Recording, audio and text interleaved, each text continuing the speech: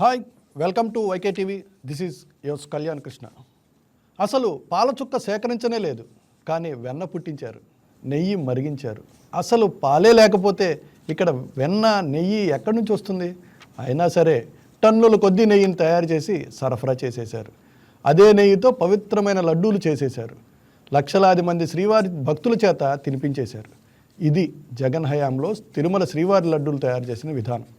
సాధారణంగా సొంత డైరీ ఉండి పాల సేకరణ, నెయ్యి, వెన్న తయారీలో సుదీర్ఘ అనుభవం ఉన్న కంపెనీలకు మాత్రమే టీటీడీలో టెండర్లో పాల్గొనే అర్హత ఉంటుంది. కానీ జగన్ ప్రభుత్వ కాలంలో ఇవేవీ పట్టించుకోలేదు. తిరుపతి జిల్లా పెనుబాకలో ఉన్న శ్రీ వైష్ణవి డైరీ, తమిళనాడు దిండిగల్లో ఉన్న ఏఆర్ డైరీ ఫుడ్స్తో పాటు పలు సంస్థలు టెండర్లు దక్కించుకున్నాయి. ఉత్తరప్రదేశ్కి చెందిన భోలేబాబా ఆర్గానిక్ డైరీ కూడా ఈ జాబితాలో ఉంది.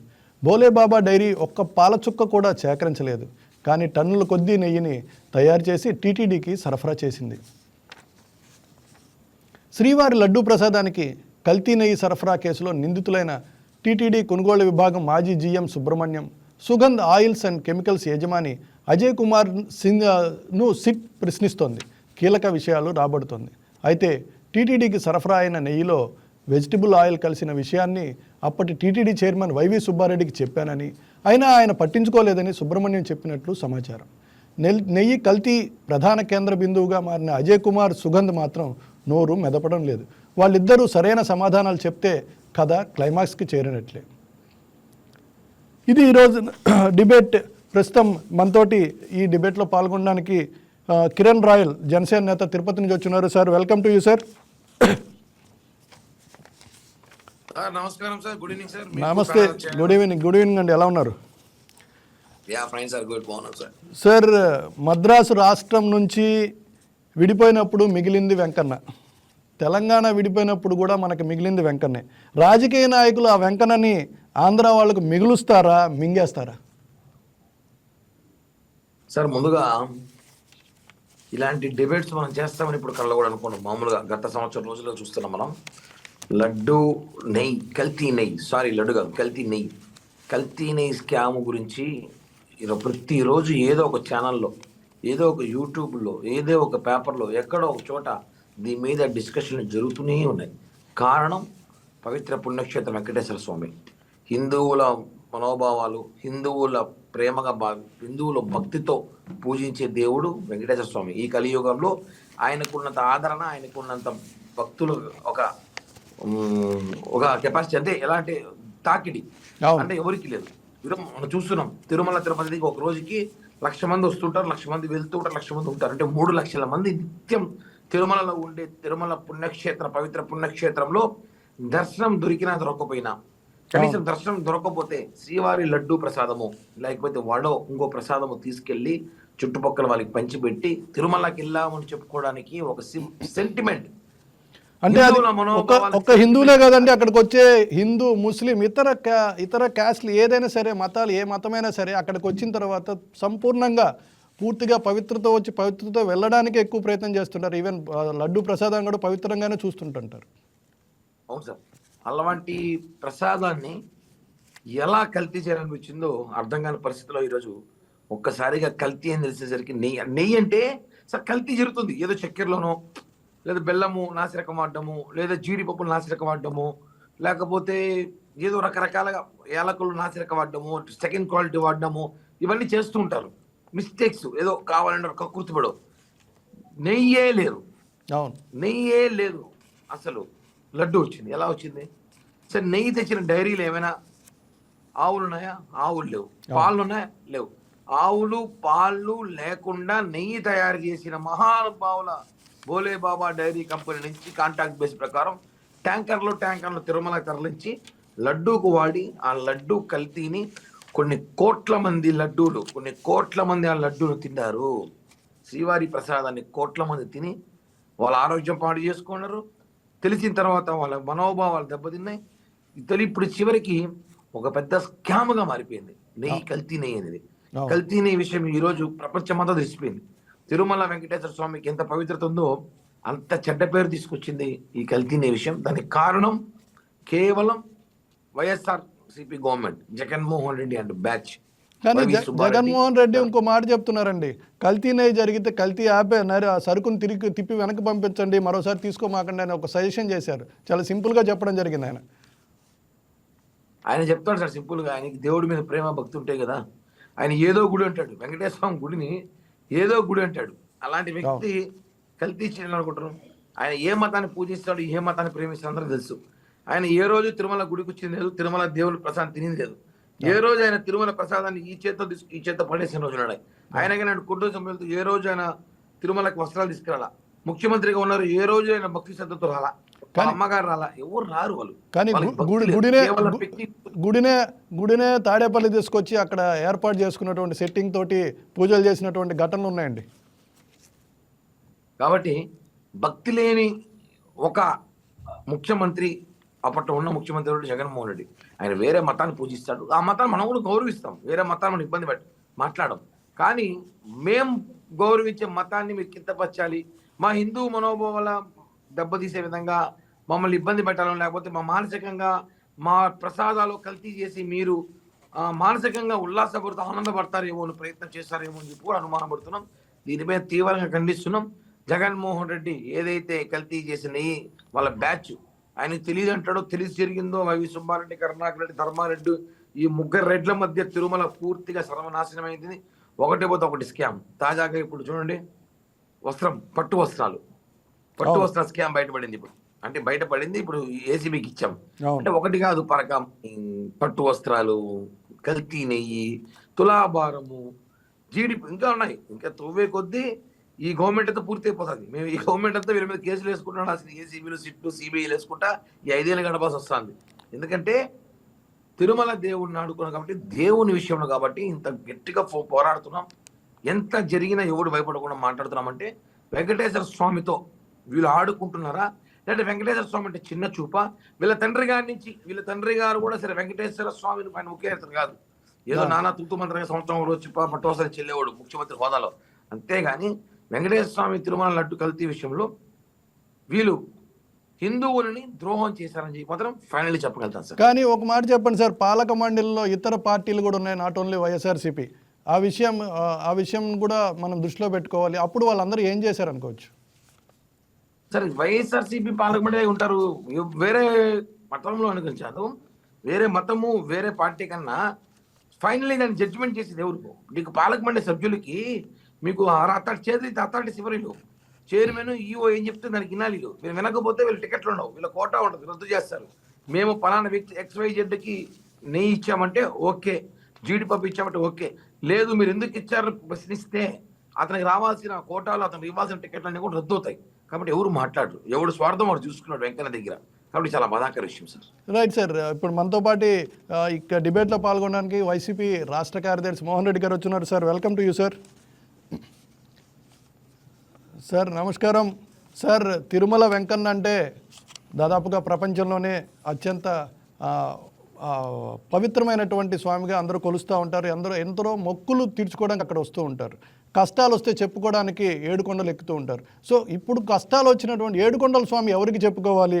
పర్టికులర్గా నేతిలో మోనోగ్లిజరైడ్స్, ఎసిటిక్ యాసిడ్, ఈస్టర్ కూడా కలిపినట్టుగా ల్యాబ్ రిపోర్ట్స్ చెప్తున్నాయి. దీన్ని మనం ఎలా అర్థం చేసుకుంటాం? ఒక వైసీపీ నాయకులుగా మీరేం చెప్తారు? అవతల కిరణ్ రాయల్ గారు కానీ ఇతరులు కూడా ఆల్మోస్ట్ ఆల్ వైసీపీని టార్గెటెడ్గా చెప్తున్నటువంటి పరిస్థితి. ఎందుకంటే అప్పుడున్నటువంటి చైర్మన్ కూడా వైవి సుబ్బారెడ్డి గారు జగన్ గారికి అత్యంత క్లోజ్ రిలేటివ్ కూడా అవడం వల్ల దీనికి ప్రత్యేకంగా కార్నర్ పాయింట్ కనపడుతుంది.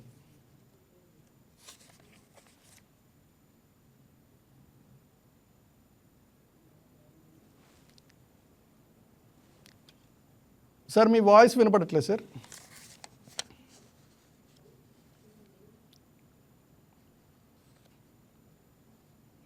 మ్యూట్లో ఉన్నారా? లేదే. ఓకే, గోడ్ సార్, వినపడుతుంది. వినిపిస్తుందా? Okay sir. ఓకేనండి, నమస్కారం అందరికీ. నమస్తే అండి. ఇప్పుడు వైవి సుబ్బారెడ్డి గారు జగన్మోహన్ రెడ్డి గారి దగ్గర బంధువే కదా, వాళ్ళు చిన్న ఆయన అవుతాడు. అవునండి. జగన్మోహన్ రెడ్డి గారు తిరుమల తిరుపతి దేవస్థానానికి పట్టు వస్త్రాలు సమర్పించలేదు. వాళ్ళ తండ్రి గారు ఏదో తన అత్తూతు మంత్రంగా వచ్చినారు. వాళ్ళు తీసుకుపోయి తిరుమల వెంకటేశ్వర స్వామి లాంటి దేవాలయాన్ని తాడేపల్లిలో కట్టుకున్నారు అని రకరకాలుగా మాట్లాడుతున్నారు. జగన్మోహన్ రెడ్డి గారు ఏ సందర్భంలో కూడా తిరుమల తిరుపతి దేవస్థానానికి పట్టు వస్త్రాలు ముఖ్యమంత్రి స్థాయిలో తీసుకొచ్చినాడా లేదా అనేది మీరు ఒకసారి ఆత్మ పరిశీలన చేసుకోవాల్సిన అవసరం మీకుంది.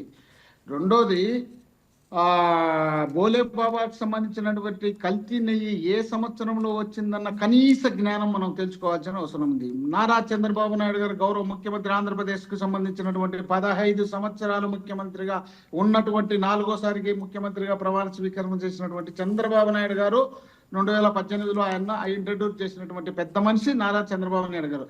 ఆయన మర్చిపోయి జగన్మోహన్ రెడ్డి గారు తీసుకొచ్చినారు. జగన్మోహన్ రెడ్డి గారు ఇతర పార్టీల వ్యక్తులను కూడా టీటీడీ బోర్డు మెంబర్లుగా ఇచ్చినారు. ఆ టీటీడీ బోర్డు మెంబర్లు కూడా తప్పు జరిగినప్పుడు తప్పు అని చూపిస్తే వాళ్ళను కూడా వాళ్ళకి ఇవ్వాల్సిన దర్శన టికెట్ కూడా రద్దు చేస్తారు అని చెప్పుకుంటాము. ఇష్టం ఇచ్చినట్టు మనకు తోచింది. మాట్లాడాలనుకుంటే మాట్లాడుకుంటే పోతే సరిపోదు.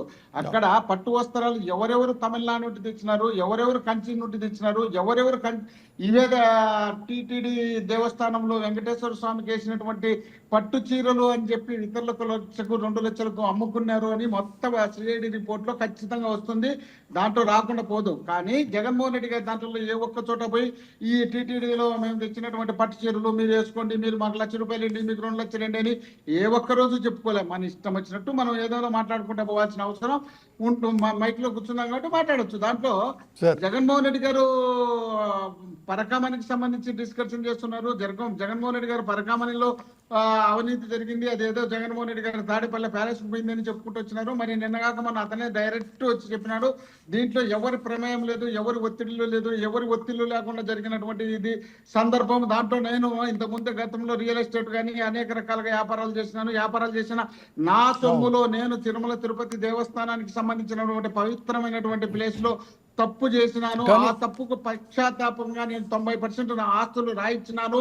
నన్ను అంతకుముందు నాకు సంబంధించి నన్ను ఒత్తిడి చేసినటువంటి ఇతర పార్టీలకు సంబంధించినటువంటి వ్యక్తులు దాంట్లో నన్ను బ్లాక్ మెయిల్ చేసి నన్ను రకరకాలుగా ఇబ్బందులు పెడితే కేసు పెట్టారని చెప్పిన ఒకటి సార్, మోహన్ రెడ్డి గారు ఇక్కడ ఒక విషయం సార్, మీరు చెప్పింది వాస్తవమే కావచ్చు, కానీ ఎక్కడైతే అది రాజీ జరిగినటువంటి విధానం ఏదైతే ఉందో అది ఏదైతే రాజ్యాంగబద్ధంగా ఉందనొచ్చా, చట్టపరంగా ఉందనొచ్చా? ఏదైతే ఆ నిందితుడు ఎవరైతే పరకామణి నిందితుడు ఉన్నారో ఆయనతోటి ఒక ఆఫీసర్ రాజీ చేసుకోవడం, దాన్ని లోక్ అదాలత్లో లేదా అక్కడ కోర్టులో రాజీ పడడం ఎంతవరకు సమంజసం? Is it correct? దాని మీద కోర్టు కూడా క్వశ్చన్ చేయడం జరిగింది, రాజీ ఎలా చేస్తారని. అయ్యా మీకు ఒక నమస్కారం. మీరు ఒకటి తెలుసుకోవాల్సిన అవసరం ఉంది. చెప్పండి సార్. కంప్లైంట్ పోలీస్ స్టేషన్ లో అయింది, పోలీస్ స్టేషన్ తర్వాత కోర్టుకు పోయింది, కోర్టుకు పోయిన తర్వాత అక్కడ ఉన్నటువంటి జడ్జి గారు ఇది లోక్ అదాలత్లో పెట్టుకొని చేసుకోండి, ఇది తిరుమల తిరుపతి దేవస్థానానికి సంబంధించినటువంటి పవిత్రమైనటువంటి స్థానము, ఈ పవిత్రమాన్ని చిన్న తప్పులు చేసి అపవిత్ర పాలు చేయకూడదన్న ఉద్దేశంలో భాగంగా చేసినటువంటి కార్యక్రమాన్ని వాళ్ళు అక్కడ ఉన్నటువంటి అధికారులు వాళ్ళు కలిసి నీట్ గా పరిష్కారం చేయాలి. దీన్ని దేవస్థానానికి సంబంధించినటువంటి వ్యవహారాన్ని అబాస్పాలు చేయకూడదనే ఉద్దేశంలో భాగంగా వాళ్ళు వెంకన్న ఇమేజ్ డ్యామేజ్ చేయకుండా ముందుకెళ్లారంటారు. అంతే కదా. ఇప్పుడు 2023లో జగన్మోహన్ రెడ్డి గారు ముఖ్యమంత్రి ఉన్నప్పుడు జరిగినటువంటి సంఘటన ఏది? రికవరీ సంఘటన.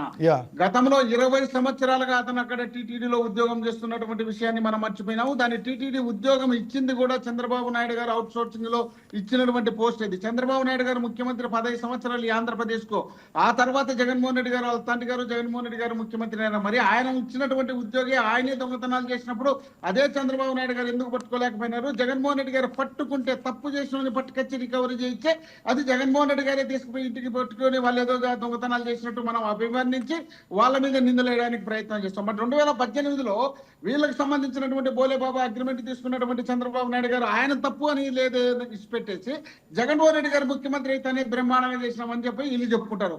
సనాతన ధర్మం అంటారు, శాల్వాలు వేసుకుంటారు, స్పీచ్లు ఇచ్చారు. గోమాంసం విశాఖపట్నంలో గోమాంసం టన్నులు వీళ్ళు గోడౌన్లో పెట్టుకొని అక్కడి నుండి విదేశాలకు ట్రాన్స్పోర్ట్ చేసి కోట్ల రూపాయలు సంపాదించుకుంటే దాని గురించి పట్టించుకోరు.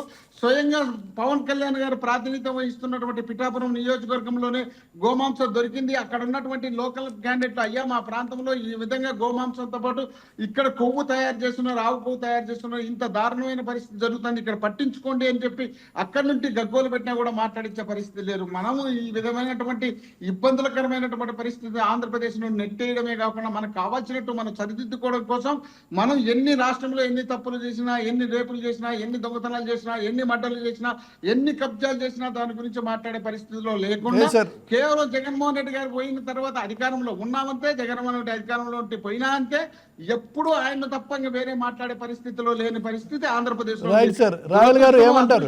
తెలుసు కానీ ఈ రాష్ట్రానికి జగన్మోహన్ రెడ్డి గారు ఒక్కరు అనే మన ముఖ్యమంత్రి కానీ ప్రతిపక్షం కానీ లేకపోతే ఈ రాష్ట్రాన్ని ఎన్ని విధాలుగా వీళ్ళు వాడుకొని ముందు మరి అర్థం కాదు.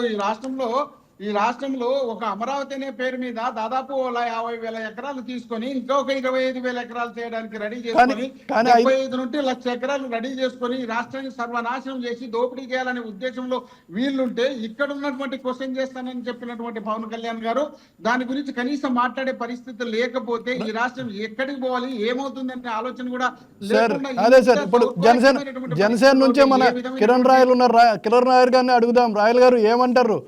మీ మీద చాలా విమర్శలు చేస్తున్నారు మోహన్ రెడ్డి గారు. వాస్తవానికి ఏదైతే మన తిరుపతి లడ్డుకి సంబంధించి కానీ ఇవన్నీ కూడా మన వెంకన్న గారి ఇమేజ్ డ్యామేజ్ కాకుండా వైఎస్ఆర్సీపీ కాపాడిందని చెప్తున్నారు. ఎంతవరకు సమంజసం అంటారు? What you say? సార్ ఒకటే అండి, పాప మోహన్ రెడ్డి గారు నాకు చాలా డిబేట్కి వస్తుంటాడు, కళ్యాణ్ గారు మామూలుగా వస్తుంటారు. ఆయన ఎప్పుడు పాపం ఒకే స్క్రిప్ట్ రాసుకొని వచ్చి ఆ పేజీలు తిప్పి తిప్పి తిప్పి తిప్పి ఆ పేపర్లు చినిగిపోయినా మళ్ళీ జిరాక్స్ చేసుకుని మాట్లాడుతుంది వెళ్ళా. ఎందుకంటే ఇప్పుడు ఆయన మాట్లాడి చూస్తే అది ఏం మాట్లాడో మీకేం అర్థమైందని నేను చెప్పాను. నాకైతే అర్థం కాల. మోహన్ రెడ్డి ఏం అర్థం కాలేదు, నాకు అర్థం కాలేదు, మీకు అర్థమైతే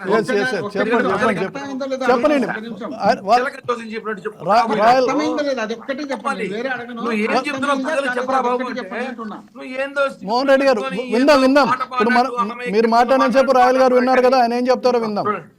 ప్లీజ్ గో హెడ్ రాయల్ గారు. మీరు మాట్లాడండి, మీకే ఇచ్చాను. నేను మాట్లాడదలుచుకోలేదు. ఉండండి.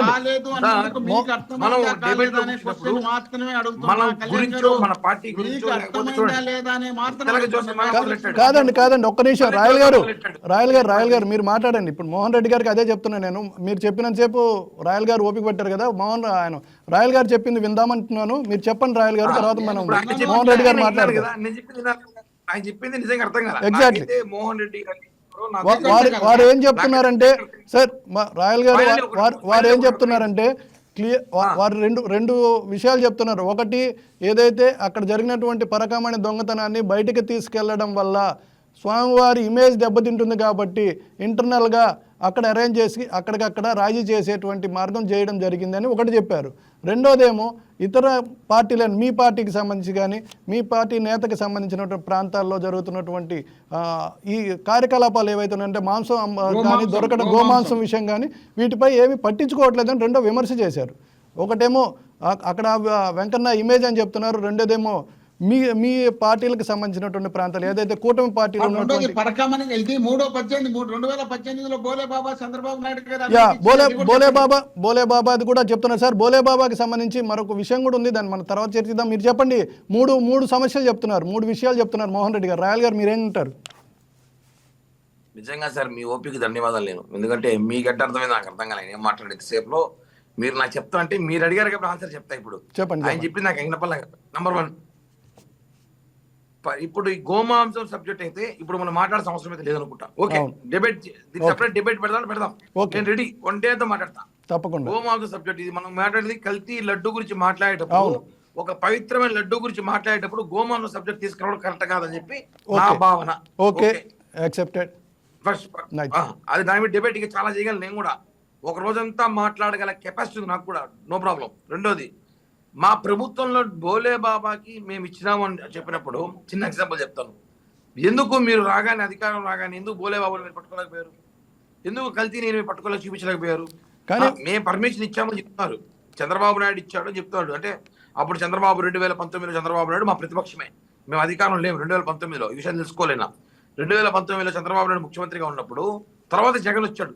19 ముందు చెప్తున్నా, 19 ముందు చంద్రబాబు నాయుడు 2019లో మీరు రాగానే తాడుతులు కాస్తున్నారా? పట్టుకోకుండా ఏం చేస్తున్నారు?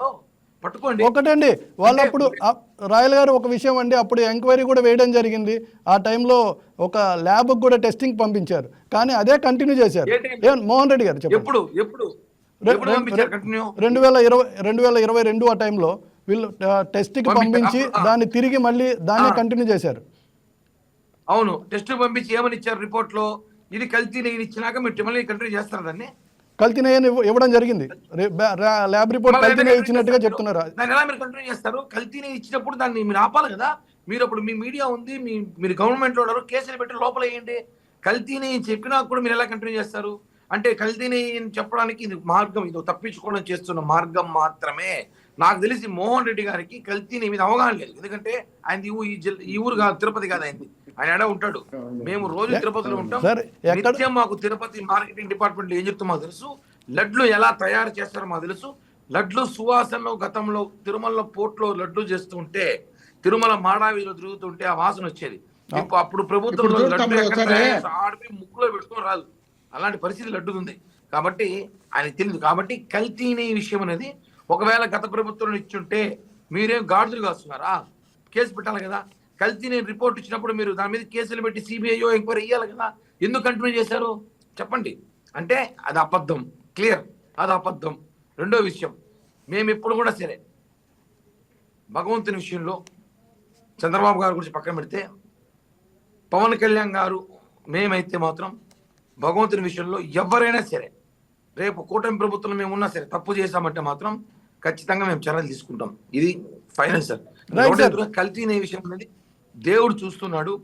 మనం ఇంత రాజకీయం ఎన్ని డిబేట్లను చేయొచ్చు, దేవుడి దగ్గర డిబేట్లు చేసి దేవుడి విషయంలో ఎక్కువ మనం దాన్ని ప్రాపగండ చేస్తే మాత్రం మనకే ఇబ్బంది. ఎందుకంటే వెంకటేశ్వర స్వామి కల్తీని చేశారో లేదో వైసీపీ ఈ వైఎస్ఆర్ కాంగ్రెస్ పార్టీలో మాట్లాడే అవగాహన లేని మాట్లాడే అధికార ప్రతినిధి తెలియదేమో కానీ మొత్తం డీటెయిల్స్ కోర్టు చేతికి వెళ్ళిపోయింది. కోర్టులో ఆధారాలు చేరిపినాయి. మరి కొద్ది రోజుల్లో దానికి సంబంధించి కూడా రిజల్ట్ వస్తుంది. అప్పుడు మరొకసారి వీళ్ళందరికీ ముట్టకాయలు మామూలుగా పడవు, గట్టిగా పడతాయి. Right sir. మోహన్ రెడ్డి గారు ఒక మాట చెప్పండి. రాయల్ గారు చెప్తున్నారు, రాయల్ గారు ఆవేశంలో మాట్లాడుతున్నారు, కానీ దాంట్లో చాలా వాస్తవాలు కనపడుతున్నాయి. ఎందుకంటే ఎవరైతే చిన్న అప్పన్న పిఏగా ఉన్నారో మన సుబ్బారెడ్డి గారికి అత్యంత సన్నిహితుడైనటువంటి చిన్న అప్పన్నని అరెస్ట్ చేసిన తర్వాత వారి దగ్గర నుంచి రాబట్టినట్టు తెలుస్తున్నటువంటి సమాచారంలో 25 రూపాయలు కిలో నెయ్యికి 25 రూపాయలు డిమాండ్ చేసినట్టుగా, చిన్నప్పని డిమాండ్ చేసినట్టుగా రిపోర్ట్ చెప్తున్నాయి. సో దీన్ని ఎలా చూడాలంటారు అప్పుడు? అయ్యా కళ్యాణ్ గారు, సార్, మా నాయకుడు వైఎస్ జగన్మోహన్ రెడ్డి గారు డీటెయిల్స్ గా చెప్పినాడు. ఏమని? చిన్నప్పన్న అనే వ్యక్తి వేమిరెడ్డి ప్రభాకర్ రెడ్డి గారికి పిఏ అని చెప్పినారు. ఆ పిఏకి సంబంధించి వేమిరెడ్డి ప్రభాకర్ రెడ్డి ట్రస్ట్ నుండి నెల 50,000 జీతం ఇచ్చినారని చెప్పినారు. వాళ్ళని పట్టుకొని వచ్చి మాకు తీసుకొచ్చి చెప్తారు ఎందుకు చేతగాని చేష్టాలన్నీ వీళ్ళు చేసి, తప్పులన్నీ వీళ్ళు చేసి వీళ్ళు తీసుకొచ్చి మాకు పెడతారు. ఇప్పుడు చంద్రబాబు నాయుడు గారు 2018లో 14లో ముఖ్యమంత్రి అయ్యేటప్పుడు పవన్ కళ్యాణ్ గారు వచ్చి తిరుమలలో మీటింగ్ పెట్టి మీటింగ్లో ప్రత్యేక హోదా ఇచ్చామని చెప్పినప్పుడు పవన్ కళ్యాణ్ గారు, నరేంద్ర మోడీ గారు, వెంకయ్య నాయుడు గారు అందరూ ఉన్నారు కదా. మేము లేము, మాకు సంబంధం లేదు, అది మేమేదో ఎక్కడో ఉన్నాము, మేము చెప్పినామని చెప్పి చెప్పుకుంటా పోతే అంటే వీళ్ళు ఇష్టం వచ్చినట్టు పడతా అంటే వీళ్ళు మాట్లాడితే ఎట్లవుతుంది? సరే, అదే విధంగా ఇప్పుడు మేము చేసినాం కదా, మేము తప్పు చేసింటే వీళ్ళు ఏమైనా గాడిదలు కాచండి. మేము బస్సులు కడతంటే వీళ్ళు గాడిదలు కాయలేదు కదా, వీళ్ళు గాడిదలు కాసిన లేక దున్నపోతులు కాసినారా? ఈ కాసిన వాళ్ళు ఇప్పుడు వీడు ఒక సిబిఐ దర్యాప్తు ఏమని చెప్పండి, స్వయంగా అధికారం కేంద్రంలోనూ రాష్ట్రంలో వీళ్ళ చేతిలో ఉంది కదా, సిబిఐ దర్యాప్తు చేసి నిరూపణ చేయమని చెప్పండి. అది నిరూపణ చేయడానికి వీళ్ళ చేతిలో ఉండేది వీళ్ళు చేయలేకపోయి ఎట్ట సిగ్గు లేకుండా పంది కొవ్వు, ఆవు కొవ్వు ఆ తిరుమల లడ్డూలో కలిసిందని చెప్పి దేవదేవుని పవిత్రమైనటువంటి వెంకటేశ్వర స్వామి ప్రసాదాన్ని ఇంత నీచంగా దిగజార్చి మాట్లాడినటువంటి ఇంగిత జ్ఞానం లేనటువంటి అధికారంలో ఉన్నటువంటి సిగ్గు లేకుండా ఎట్లా చెప్తానండి? వీళ్ళు కూడా మాట్లాడడానికి ఎంత అది అసహ్యం అనిపిదా? వీళ్ళు దాన్ని నిరూపించగలిగినారా? ఈ రోజు ఈ పంది కొవ్వు, ఆవు కొవ్వు అని చెప్పి నిరూపించగలిగినారా? అంత తప్పు చేసి ఉంటే జగన్మోహన్ రెడ్డి గారి మీద సిబిఐ దర్యాప్తు చేయించి లోపల వేయించమనండి. ఎంత చేత కాకుండా ఇప్పుడు గాడుతులు కాస్తండి. వీళ్ళు అధికారంలో ఉన్నప్పుడు, అధికారం మీ చేతిలో ఉన్నప్పుడు, కేంద్ర రాష్ట్రం మొత్తం మీ చేతిలో ఉన్నప్పుడు దాని మీద నిరూపణ చేయలేకుండా పోయి మీరు ఇష్టం వచ్చినట్టు మీరు ఆరోపణలు చేసుకుంటా పోతే మీరు ఇక్కడ రాష్ట్రంలో మీరు ఇచ్చినటువంటి హామీలన్నీ గాలి మీద ఆ హామీలన్నీ నెరవేర్చడానికి చేత కాలేదు, నెరవేర్చడానికి చేత కాలేదు. కాబట్టి ఏదో విధంగా జగన్మోహన్ రెడ్డి గారిని ఆరోపణలు చేస్తే తప్పించుకొని పోవడానికి బాగుంటుందనే ఉద్దేశంలో భాగంగా కేవలం హైదరాబాద్ కు అమరావతికి ఫ్లైట్లలో రోజు 12 సాయంత్రం 12 స్కూల్ పిల్లలు పోతారు కదా, ఓ బస్సు తీసుకొని 12 ఎక్కితే మళ్ళీ సాయంత్రం దిగితే అట్లా ఫ్లైట్లు వాడుకుంటా తిరుగుతున్నటువంటి వీళ్ళు కూడా జగన్మోహన్ రెడ్డి గారిని విమర్శించే ఎట్లా? జగన్మోహన్ రెడ్డి గారికి వస్తున్నటువంటి ఆదరణ చూసి భరించలేక ఈ విధంగా వీళ్ళందరూ కుట్రలు పని కుతంత్రాలు పని ఏదో విధంగా ఆరోపణలు చేయాలనే ఆలోచనలో భాగంగా వీళ్ళు ముందుకు వస్తున్నారు. స్వయంగా జగన్మోహన్ రెడ్డి గారు చూపించినారు కదా, వేమిరెడ్డి ప్రభాకర్ రెడ్డి పిఐనా వైవి సుబ్బారెడ్డికి సంబంధం లేదు, వైవి సుబ్బారెడ్డికి సంబంధం లేనటువంటి వ్యక్తిని తీసుకొచ్చి అంటగట్టి వీళ్ళు ఏదో విధంగా ఆరోపణలు చేయాలనే ఉద్దేశంలో వీళ్ళు ప్రయత్నం చేస్తున్నారు. వీళ్ళు తిరుపతి మార్కెట్ యార్డ్ నుండి అక్కడ ఒక ఫ్లైఓవర్ కడితే ఆ ఫ్లైఓవర్ సంబంధించి 600 కోట్ల రూపాయలు 73%, 63% దాదాపు వీళ్ళు టీటీడీ నిధులు పెట్టి 33% వీళ్ళకి సంబంధించినటువంటి నిధులు పెట్టి గవర్నమెంట్ సంబంధించిన నిధులు దాదాపు 400 కోట్ల రూపాయల అవినీతికి పాల్పడి 40 కోట్లు అవినీతికి పాల్పడితే వాటిని వైఎస్ఆర్ కాంగ్రెస్ పార్టీ వచ్చిన తర్వాత ఆ 40 కోట్లను కవర్ చేసి ఆ బ్రిడ్జి కట్టించినటువంటి సందర్భం ఉంది. వీళ్ళు ఎస్ బ్యాంక్ కి సంబంధించి 10% మనం డిపాజిట్ చేయాలా టీటీడీకి సంబంధించిన నిధులు అంటే ఎస్ బ్యాంక్ కి సంబంధించి దాదాపు 300 కోట్ల రూపాయలు వీళ్ళు దాంట్లో పెట్టాలనుకుంటే జగన్మోహన్ రెడ్డి గారు వచ్చిన తర్వాత డ్రా చేసి ఆ ఎస్ బ్యాంక్ నుండి ఆ ఎస్ బ్యాంక్ అనేది మళ్ళీ క్లోజ్ చేసినారు. ఎస్ బ్యాంక్ క్లోజ్ చేసి ఈ రోజు 300 కోట్ల రూపాయలు స్వాహా అయ్యేది. దానికి ఈయనకి ఏదో కమిషన్ ఇస్తారని ఉద్దేశంలో భాగంగా వీళ్ళ నాయకుడు చంద్రబాబు నాయుడు గారికి ఆ కమిషన్ కోసం వీళ్ళు కక్కుర్తిపడి ఆ ఎస్ బ్యాంక్ లో తీసుకుపోయి పెట్టి వీళ్ళు డిపాజిట్ చేసినటువంటి సంఘటనలో వీళ్ళు మర్చిపోయి జగన్మోహన్ రెడ్డి గారి గురించి మాట్లాడే అర్హత కూటమి ప్రభుత్వానికి ఎక్కడ ఉందండి? రాష్ట్రంలో నిష్పక్షపాతంగా చేసినటువంటి ఏకైక ముఖ్యమంత్రి మోహన్ రెడ్డి గారు ఒక విషయం వీళ్ళకి తోచినట్టు వీళ్ళు బుద్ధి పుట్టినట్టు మాట్లాడుకుంటూ పోతున్నారు సార్. నాకు తిరుమల తిరుపతి దేవస్థానం గురించి నాకెందుకు తెలుసు? చిన్నప్పటి నుండి తిరుమల ప్రసాదం నేను తినేవాడిని. తిరుమల ప్రసాదం అంటే అంత పవిత్రంగా ఉండదు. వీళ్ళ చేతికి వచ్చిన తర్వాత తిరుమల ప్రసాదాన్ని కూడా ఆ స్మెల్ ఆ ప్రత్యేకత లేకుండా చేసి పెట్టినటువంటి కనకారం వీళ్ళకి దక్కుతుంది. వీళ్ళు ఏదో విధంగా వీళ్ళు జడగొట్టారు కాబట్టి అది జగన్మోహన్ రెడ్డి గారి మీద దొప్పాలనే ఉద్దేశం. మోహన్ రెడ్డి గారు ఒక విషయం చెప్పండి. మాట్లాడితే నేను మాట్లాడింది అర్థం లేదు. మోహన్ రెడ్డి గారు ఒక విషయం చెప్పండి. ఈ రోజు వచ్చినటువంటి వార్తలు గమనించినట్లయితే జిఎం సుబ్రహ్మణ్యం ఏదైతే కల్తీ జరుగుతుందన్న విషయాన్ని అప్పుడే నేను సుబ్బారెడ్డి గారికి తెలియజేయడం జరిగింది అధికారిగా. ప్రస్తుతం ఆ టైంలో ఏదైతే కల్తీ జరిగిందో ఆ టైంలో నేను జిఎంగా లేననేటువంటి మాట కూడా ఆయన చెప్తున్నారు. సో దీన్ని ఎలా చూడాలంటారు మీరు? వీళ్ళకి కావాల్సిన వాళ్ళని వీళ్ళు పిలిపించుకుంటారు, వీళ్ళకి కావాల్సినట్టు సిట్లు వేసుకుంటారు, వీళ్ళకి కావాల్సినట్టు సిట్లు నియమించుకుంటారు, వీళ్ళకి కావాల్సినట్టు రిపోర్ట్ తెచ్చుకుంటారు, వీళ్ళకి కావాల్సినట్టు కంప్లైంట్ ఇప్పించుకుంటారు. వీళ్ళకి అధికారం ఉంది. అధికారం ఉన్నప్పుడు ఏదో విధంగా అబాస్పాలు చేయాలనే ఉద్దేశంలో భాగంగా వీళ్ళ ప్రయత్నాలన్నీ వీళ్ళు చేస్తున్నారు. ఈ ప్రయత్నాల్లో భాగంగా ఎంతో కొంత వాళ్ళ ప్రయత్నాలే సక్సెస్ అవుతున్నాయి కదా. కానీ ఇక్కడ వచ్చే రిజల్ట్ వచ్చేటప్పటికి ఫెయిల్ అవుతున్నారు. ఫెయిల్ అయిన తర్వాత దాన్ని డైవర్ట్ చేసి ఇంకో దానికి మార్చుతున్నారు. వీళ్ళు తిరుమల తిరుపతి దేవస్థానానికి సంబంధించి వీళ్ళు ఆరోపణ చేసిన తర్వాతనే వీళ్ళకి సంబంధించినటువంటి తిరుమలలో వీళ్ళు ముక్కోటి ఏకాదశికి సంబంధించిన టికెట్ ఇచ్చి అక్కడ డిస్ట్రిబ్యూషన్ జరిగేటప్పుడు చనిపోవడం జరిగింది. వీళ్ళు కాశీబుగ్గలో చేస్తే అక్కడ తీసుకుపోయి అక్కడ వెంకటేశ్వర స్వామి గుడిలో ఇంతమంది చనిపోవడం జరిగింది. సింహాచలంలో జరగడం ఇన్సిడెంట్ జరిగి అక్కడ చనిపోవడం జరిగింది. వీళ్ళ ఘనకార్యాలు వీళ్ళు దేవుణ్ణి ఎక్కడ వాడుకుంటున్నారో దేవుడు వీళ్ళ మీద ప్రతీకారం తీర్చుకుంటూ ఈ విధమైనటువంటి అభిప్రాయాన్ని జనం మీద దొప్పి వీళ్ళ చెడ్డ పేరును ఎత్తి చూపిస్తున్నారన్న విషయాన్ని వీళ్ళు మర్చిపోయి వీళ్ళు ఇష్టం వచ్చినట్టు వీళ్ళు తయారవుతున్నారు. వీళ్ళు పవన్ కళ్యాణ్ పక్కన పెట్టేసి ఎటు తిరిగి లోకేష్ గారిని ముఖ్యమంత్రి చేసుకోవాలా, లోకేష్ గారిని ముఖ్యమంత్రి చేసుకోవాలంటే దాదాపు ఎయిర్ ఇండియాకి సంబంధించినటువంటి ఆ మినిస్టర్ గా పనిచేసినటువంటి రామ్మోహన్ నాయుడు పక్కన పెట్టి ఈయనేదో పెద్దగా పక్క నుండి వార్ రూమ్ లో వచ్చి గైడెన్స్ ఇచ్చాడు వీళ్ళు చెప్తున్నారని చెప్పి వీళ్ళు ఇష్టం వచ్చినట్టు వీళ్ళు ఎక్స్పోజ్ చేసుకుంటున్నారే తప్ప వీళ్ళు రాష్ట్రంలో పరిస్థితిలో వీళ్ళు లేరు కాబట్టి ఈ విధమైనటువంటి పరిస్థితి రాష్ట్రంలో దాపురించింది. సార్ ఇండిగో ఇష్యూ రేపు మరొకసారి మనం అందరం కూర్చుందాం. అదే సార్ రాయల్ గారు ఇక్కడ ఒక మాట చెప్పండి. మోహన్ రెడ్డి గారు చెప్తున్నారు కేవలం జగన్ గారి ఇమేజ్ డ్యామేజ్ చేయడానికే ఇలాంటి ఆరోపణలు చేస్తున్నారు, పార్టీ మీద ఆరోపిస్తున్నారు, ప్రజలు ఆయన పక్కన ఉన్నారనేటువంటి మాటను మోహన్ రెడ్డి గారు చెప్తున్నారు. దానికి దీనికి ఏ విధంగా సంబంధం ఉంది? దీన్ని ఏ విధంగా చూడాలంటారు? సార్ ఒకటే అండి, మనం ఇందాక చూసాం, మనం మాట్లాడాలి లడ్డూ మీద మాట్లాడాలి, లేదా పరకామణి మాట్లాడాలి, టీటీడీ మీద మాట్లాడాలి. లోకేష్ సీఎం చేస్తారు, ఈయన హైదరాబాద్కి వెళ్తాడు, ఆయన బస్సుల్లో వస్తాడు, ఆయన ఫ్లైట్లో తిరుగుతున్నాడు, ఆయన అక్కడికి వెళ్తారు. అవన్నీ కాదు. డిబేట్ దాన్ని పెట్టారు. ఆ డిబేట్ మీద మాట్లాడితేనే అవగాహన ఉంటే మాట్లాడండి, లేదా ఎక్కడో కూర్చోవాడు మంచిగా ప్రతాపంగా ఉండమని చెప్పండి అంతే. కానీ డిబేట్ లో కూర్చొని టీటీడీ మీద మాట్లాడేటప్పుడు మీరు వేరే విషయాలు తీసుకొచ్చి మాట్లాడితే నేను కూడా జగన్మోహన్ రెడ్డి బాబాయ్ చంపేసినాడు, జగన్మోహన్ రెడ్డి అమ్మని తెరివేసినాడు, జగన్మోహన్ రెడ్డి చెల్లి తెరివేడు చెప్తా, 100 చెప్పగలను. టీటీడీ మీద లడ్డు విషయం మీద మీకు అవగాహన ఉంది అంటే మాట్లాడలేదు. లడ్డు స్కామే, స్కామే జరిగింది, మేము క్లియర్ గా ఉన్నాము అంటే అదన చెప్పండి. లేదా జగన్మోహన్ రెడ్డికి హిందువులు అన్నా, హిందువులు దేవుళ్ళు అన్నా గొప్ప ప్రేమ ఉంది, అభిమానం ఉంది, భక్తులు అంటే అదన చెప్పండి. అంతేగాని ఏదో టైం పాస్ వచ్చి వెంకటేశ్వర స్వామి విషయంలో మాట్లాడితే మాత్రం కరెక్ట్ కాదని చెప్పి కూడా తెలియజేస్తున్నా. సార్ కళ్యాణ్ గారు, టైం పాస్ కాదండి. రాయల్ గారు వినండి, వారిని మనమే ఇన్వైట్ చేశాము, దీంట్లో డిబేట్ లో పాల్గొనడానికి ఇన్వైట్ చేయడం జరిగింది. కాబట్టి టైం పాస్. ఓకే అండి, ఆయన మాట్లాడకూడదు సార్. మనం టీటీడీ గురించి డిబేట్ పెట్టాం కదా సార్, టీటీడీ గురించి మాట్లాడాలి. ఆయన లోకేష్ సీఎం చేస్తున్నాడు, పవన్ కళ్యాణ్ చూస్తూ ఆయన సీఎం, ఇవన్నీ కాదు కదా, ఇవి డిస్కషన్ కాదు. ఆయన ఫ్లైట్ లో తిరుగుతున్నాడు, ఆయన హెలికాప్టర్ తిరుగుతాడు. నేను చెప్తా, జగన్మోహన్ రెడ్డి సీఎం గా ఉన్నప్పుడు బెంగళూరుకి, తాడేపల్లికి విజయవాడకు ఫ్లైట్లు తిరిగినాడు. అయింది స్పెషల్ హెలికాప్టర్లు వేసుకొని. అవన్నీ మాట్లాడగలుగుతాం మేము కూడా. మేము చెప్పాలంటే జగన్మోహన్ చిట్టా ఉంది మా దగ్గర. ఇలాంటి డిబేట్లు ఒక మాట చెప్పారు, మీరు చిట్టా అన్నారు. మోహన్ రెడ్డి గారు డైరెక్ట్ గా మీకు సవాల్ చేయడం కూడా జరిగింది. ఏదైనా జగన్మోహన్ రెడ్డి గారు తప్పుంటే ఈ పార్టీకి మీరు అరెస్ట్ చేయొచ్చు కదా, ఎందుకు చేయలేదని అడుగుతున్నారు. సార్ ఒకటి ఫైనల్ సార్, డిబేట్ ముగించే ముందు నేనైతే చెప్పాను ఇందాక ఫ్లైట్కి వెళ్తున్నాను ఒకే మాట.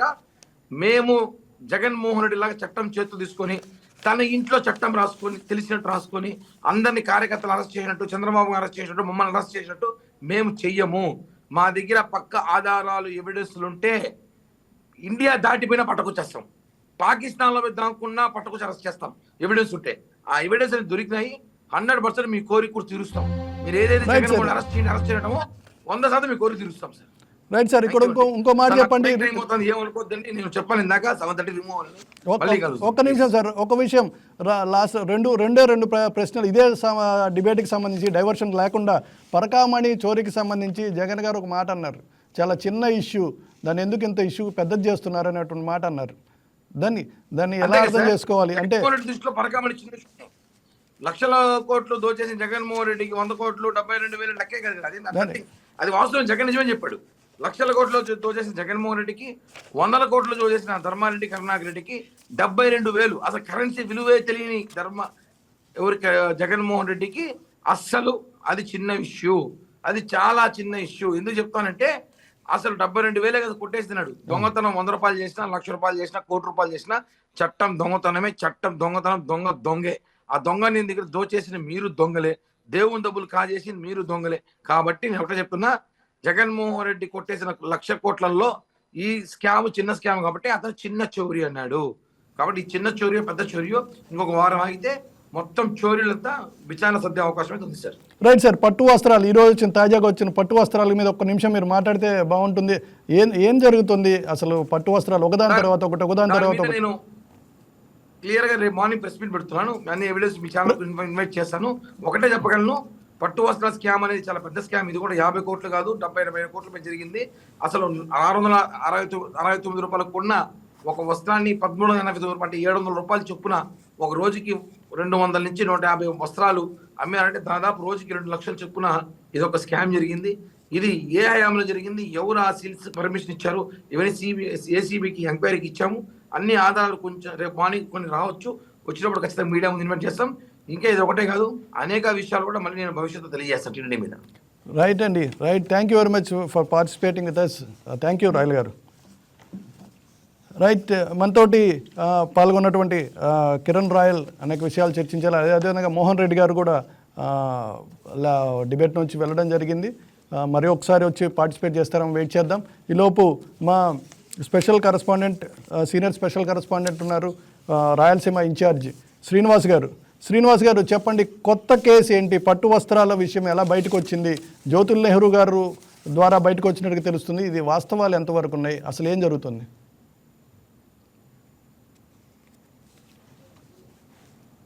స్థానంలో ఇటు కల్తీ నెయ్యితో పాటు పరకామణి చోరీ విషయంతో పాటు కూటమి ప్రభుత్వంలో తెలుగుదేశం పార్టీ హయాంలో నియమించిన తిరుమల తిరుపతి దేవస్థానం పాలక మండలి తిరుమలలో ఇంకా ఎన్ని ఘోరాలు జరిగాయి, ఎన్ని అక్రమాలు జరిగాయి అన్న విషయాలపై పాలక మండలి పూర్తి స్థాయిలో దృష్టి సారించింది. ఈ మేరకు గత ప్రభుత్వ హయాంలో శాలువల కొనుగోలుపై మార్కెట్ రేటు కంటే అత్యధిక ధరకు కొనుగోలు చేస్తున్నారని 2 నెలల క్రితము తిరుమల తిరుపతి దేవస్థానం పాలక మండలి సర్వసభ్య సమావేశంలో చైర్మన్ బిఆర్ నాయుడు చర్చించి ఆ సమావేశంలో ఒక తీర్మానం చేయడం జరిగింది. ఈ సేవల కొనుగోలుకు సంబంధించి ధర మార్కెట్ రేటుతో పోలిస్తే కొనుగోలు చేసిన ధరకు చాలా వ్యత్యాసాలు ఉన్నాయని, దీన్ని మేము ఎంక్వైరీ చేయమని ఏసీబీ అధికారులకు కోరుతామని, ఈ ఏసీబీని ఎంక్వైరీ చేయమని ప్రభుత్వాన్ని కోరుతామని కూడా 2 నెలల క్రితం తిరుమల తిరుపతి దేవస్థానం చైర్మన్ ప్రకటించడం జరిగింది. వాస్తవంగా 2017 నుంచి 2025 వరకు తిరుమల తిరుపతి దేవస్థానానికి శాలువలు నగరికి చెందిన విఆర్ఎస్ అనే ఒక ఎక్స్పోర్ట్ అండ్ ఇంపోర్ట్ అనే ఒక సంస్థ శాలువలు సప్లై చేసింది. వాస్తవంగా పట్టు వస్త్రాల పేరుతో కేవలం పాలిస్టర్ శాలువలు సప్లై చేశారనేది విజిలెన్స్ అధికారులు నిర్ధారణకు వచ్చి పూర్తి స్థాయిలో విచారించారు. అయితే శ్రీనివాస్, ఇక్కడ ఒక విషయం ఆ రిపోర్ట్ చూస్తే మనకు క్లారిటీగా ఉంది. దాంట్లో గమనిస్తే సిల్క్ వర్సెస్ సిల్క్ ఉండాల్సినటువంటిది పాలిస్టర్ వర్సెస్ పాలిస్టర్ ఉన్నట్టుగా తెలుస్తుంది. అది ల్యాబ్ రిపోర్ట్స్ ఎగ్జాక్ట్గా ఏం చెప్తున్నాయి? వాస్తవంగా ఈ సేవలకు సంబంధించిన నాణ్యతను పరీక్షించేందుకు ఇటు ధర్మవరంతో పాటు బెంగళూరు ఈ 2 ప్రాంతాలకు సంబంధించిన ల్యాబ్ పరిశీలించగా పట్టు స్థానంలో అది కేవలం ఒక పాలిస్టర్ గా తేలగా, మరో కంచికి సంబంధించిన ల్యాబ్ లో మాత్రం ఇది కొంత ఈ 2 ల్యాబ్లకు సంబంధించి కొంత తేడా రావడంతో మొత్తం మీద ఈ సేవలకు సంబంధించి నాణ్యతను పరిశీలించాల్సిన బాధ్యత కేంద్ర ప్రభుత్వానికి సంబంధించిన సిల్క్ నాణ్యత పరీక్ష విభాగానికి అప్పగిస్తున్నట్లు ఇప్పటికే పాలక మండలి సభ్యులు ప్రకటించారు. అయితే 2 ల్యాబ్లలో మాత్రం అది పాలిస్టర్ సిల్క్ గా ఐడెంటిఫై కాగా, ఒక ల్యాబ్ లో మాత్రమే కంచికి సంబంధించిన ల్యాబ్ లో మాత్రమే అది ఆ 2 ల్యాబ్లకు సంబంధించిన కంటే కొంత మేరుగా రిపోర్ట్ రావడంతోనే ఇటు పాలక మండలి దీనిపై విజిలెన్స్ అండ్ ఎన్ఫోర్స్మెంట్ అధికారులతో విచారణ చేయించారు. వాస్తవంగా ఈ 2000 తిరుమలలో శ్రీ స్వామివారిని దర్శించుకునేందుకు వచ్చే విఐపీలకు అతిథులకు దర్శనానంతరం రంగనాయక మండపంలో అతిథులకు శాలువా కప్పి ఆశీర్వదించడం అనేది సంప్రదాయంగా వస్తుంది. ఈ శాలువలు మార్కెట్లో వాస్తవంగా 300 నుంచి 400 రూపాయలు ధర పలుకుతుండగా, దేవస్థానం అధికారులు మాత్రం 2017 నుంచి 2025 కాలంలో కొనుగోలు చేసిన ధరను పరిశీలిస్తే ఒక్కొక్క శాలువా 1400 రూపాయలకు చొప్పున కొనుగోలు చేశారు. వీటి ధర ఇప్పటి వరకు పరిశీలిస్తే 54 కోట్ల రూపాయలు వెచ్చించినట్లు ఇటు పాలక మండలి గుర్తించింది. 2 నెలల క్రితమే ఇదే విషయాన్ని పాలక మండలి చైర్మన్ కూడా చెప్పడం జరిగింది. తాజాగా ఈ సబ్జెక్ట్ వెలుగులోకి రాలేదు. 2 నెలల క్రితమే పాలక మండలి సర్వసభ్య సమావేశంలో సభ్యులతో బిఆర్ నాయుడు ఈ విషయంపై చర్చించి దీనిపై ఏసీబీ అధికారులతో పూర్తి విచారణ చేయించేలాగా ఒక తీర్మానం చేద్దామని సభ్యులతో చర్చించే సభ్యుల తీర్మానం మేరకు ఏసీబీతో విచారణ చేయించాలని కూడా పాలక మండలి ఇటు ప్రభుత్వానికి సిఫారసు చేసింది. వాస్తవంగా ఇటు క్వాలిటీ అనేది 2 ల్యాబ్లలో పూర్ క్వాలిటీ అనేలాగా, మరో ల్యాబ్ లో మాత్రం కొంత నాణ్యత ఉందని తేలడంతో ఈ విషయంపై స్పష్టత రావాలంటే మరోసారి ఏం చెప్తున్నారు? రెండు ల్యాబ్లు పంపించారు. Joint director central silk board ధర్మవరంకి పంపించారు, అదేవిధంగా సెంట్రల్ సిల్క్ బోర్డ్ బెంగళూరుకి పంపించారు. బెంగళూరు ఏం చెప్తుంది, ధర్మవరం ఏం చెప్తున్నారు? ఇటు ధర్మవరము బెంగళూరుకు సంబంధించిన ఈ శాలువల నాణ్యతను పరిశీలించగా అది కేవలం పాలిస్టర్ క్లాత్ గా ఉందన్న విషయాన్ని మాత్రం ఇటు ధర్మవరంతో పాటు బెంగళూరు సంబంధించిన ల్యాబ్లు కూడా రిపోర్ట్ ఇవ్వగా, కంచి సంబంధించిన ల్యాబ్ మాత్రం ఈ రెండింటికి విరుద్ధంగా ఇది పట్టుకు సంబంధించిన మిక్స్ అయిన క్లాత్ గా వాళ్ళు రిపోర్ట్ ఇవ్వడం జరిగింది. మిక్స్డ్ అని నివేదిక ఇచ్చింది. అయితే 2 ల్యాబ్లలో ఒకే విధంగా, కేవలం ఒకే ల్యాబ్ లో మాత్రం వేరే విధంగా ల్యాబ్ నివేదిక ఇవ్వడంతో దీనిపై మరోసారి పరీక్షించాలని కూడా పాలక మండలి నిర్ణయం తీసుకుంది. మొత్తం మీద అయితే ఈ శాలువల కొనుగోలులో నాణ్యతను పక్క పెడితే మార్కెట్ ధర, దేవస్థానం ఖజానా అంటే స్వామివారికి ముండీల రూపంలో, తర్వాత భక్తులు కానుక రూపంలో సమర్పించే మొత్తంతోనే దేవస్థానం మొత్తం నిర్వహణ కొనసాగుతుంది. ఈ భక్తులు సమర్పించిన కానుకల ద్వారానే దేవస్థానానికి సంబంధించిన మొత్తం ఆలయ నిర్వహణ అంతా కొనసాగుతుంది. అయితే ఈ భక్తులు సమర్పించిన కానుకలు, భక్తులు సమర్పించిన ఆస్తులు సంబంధించిన ఆదాయాలకు కానీ, ఇటు తలనీలాలు కానీ, తర్వాత ఇటు రకరకాలుగా తిరుమలకు వచ్చే ఆదాయాలతోనే తిరుమల తిరుపతి దేవస్థానం వివిధ రకాల వస్తువులను, ఇటు నెయ్యి కానీ, ఇటు వస్త్రాలను కానీ కొనుగోలు చేయడం జరుగుతుంది. అయితే భక్తులు సమర్పించిన ఆదాయంతో మార్కెట్ రేట్ కంటే అత్యధిక ధరకు కొనుగోలు చేయడం అనేది ఇది ఒక చెప్పుకోదగ్గ అంశం అని చెప్పవచ్చు. వాస్తవంగా మార్కెట్ లో 300 రూపాయల నుంచి 400 రూపాయలు ధర పలుకుతున్న ఈ వస్త్రాన్ని 1400 రూపాయలకు కొనుగోలు చేయడం అంటే ఎగ్జాక్ట్లీ 15,000 సిల్క్ ఇవి ఆర్డర్స్ పెట్టడం జరిగింది, ప్రొక్యూర్ చేశారు. 14,000 రూపాయల కాస్ట్ తోటి సప్లై చేసినట్టుగా రికార్డ్స్ చెప్తున్నాయి. సిల్క్ హోలోగ్రామ్ కూడా ఉండాలి, ఆ హోలోగ్రామ్ కూడా లేదని ల్యాబ్ రిపోర్ట్స్ చెప్తున్నాయి. దీనికి సంబంధించి ఏమైనా ఉన్నాయి మీ దగ్గర సమాచారం? వాస్తవంగా ఈ పాలక మండలి ఈ శాలువల మీద పూర్తిగా విచారించాలని ఇటు విజిలెన్స్ తిరుమలకు సంబంధించిన విజిలెన్స్ అధికారులకు ఆదేశాలు జారీ చేయగా, విజిలెన్స్ అధికారులు పూర్తి స్థాయిలో ఈ శాలువలకు సంబంధించిన నాణ్యతతో పాటు కొనుగోలు చేసిన ధర ఈ రెండింటి మీద పూర్తి స్థాయిలో నివేదిక తయారు చేసి పాలక మండలి చైర్మన్ కి అప్పగించారు. దీనిపై ఇటు పాలక మండలి చైర్మన్ కూడా ఏసీబీ అధికారులతో విచారణ చేస్తే మరిన్ని వాస్తవాలు బయటపడే అవకాశాలు ఉన్నాయని, అయితే ఇప్పటికే దాదాపు పరిశీలిస్తే మనము ఈ సేవల కొనుగోలుకు సంబంధించి రేటు వ్యత్యాసము, అదేవిధంగా నాణ్యత లేకపోవడం, ఈ రెండు అంశాలు విజిలెన్స్ అధికారుల విచారణలో ఇప్పటికే వెలుగు చేశాయి.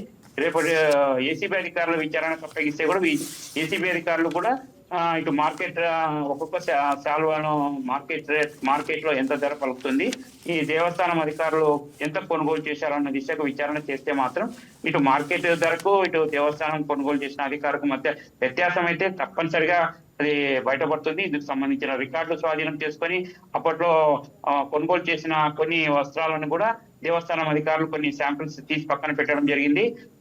అంటే గత 2017 నుంచి 2025 వరకు సప్లై చేసిన ఈ సేవలకు సంబంధించి కొన్ని శాంపిల్స్ ని కూడా దేవస్థానం పాలక మండలి కొన్ని శాంపిల్స్ కోసము భవిష్యత్తులో ఏసీబీ విచారణ చేపడితే మాత్రం కొన్ని శాంపిల్స్ ని అందజేయాలన్న లక్ష్యంతోనే కొన్ని వస్త్రాలను పక్కకు పెట్టింది.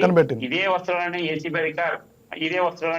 ఏసీబీ అధికారులకు అప్పగించి దీనిపై నాణ్యతతో పాటు ధరను విచారించి ఈ రెండింటి వలన ఇటు దేవస్థానం ఖజానాకు ఎన్ని కోట్ల రూపాయల గండి పడింది, అదేవిధంగా దేవస్థానం సంబంధించి భక్తుల సొమ్ము ఎంత దుర్వినియోగమైందన్న దిశగా ఏసీబీ అధికారులు విచారణ చేస్తే మాత్రం మార్కెట్ రేట్ తో. శ్రీనివాస్, ఒక మాట చెప్పండి, ఏదైతే ఈ టెండర్ కోట్ చేసినటువంటి విఆర్ఎస్ ఎక్స్పోర్ట్స్ నగరి సంస్థ, వీళ్ళకి ఆల్మోస్ట్ చాలా సిస్టర్ కన్సర్న్స్ ఉన్నాయి, వాటి ద్వారా కూడా అంటే పోటీ టెండర్లు కూడా వేస్తున్నట్టుగా చెప్తున్నారు. సో ఇది ఏమంటున్నారు? వాళ్ళతోటి ఎవరితో మీరు మాట్లాడడానికి ట్రై చేశారా? విఆర్ఎస్ ఎక్స్పోర్ట్స్ వాస్తవంగా ఈ విషయం చెప్పండి. వాస్తవంగా ఈ విజిలెన్స్ నివేదిక బయటపడడంతో విఆర్ఎస్ సంబంధించిన వాళ్ళు ఏ సంస్థ కానీ నగరిలో ఉన్న ఆ సంస్థ పరిసరాలలో కానీ మీడియా వారిని అటు సైడ్ రానియకుండా ఈ ఉదయం నుంచి రానియడం లేదు. అదేవిధంగా ఆ సంస్థకు సంబంధించిన వ్యక్తులు కూడా ఎవరు కూడా మీడియాతో టచ్ లో లేరు. దీనిపై వాస్తవాలు తెలుసుకునే ప్రయత్నం చేయగా వాళ్ళ నుంచి ఎలాంటి రెస్పాన్స్ కూడా లేదు.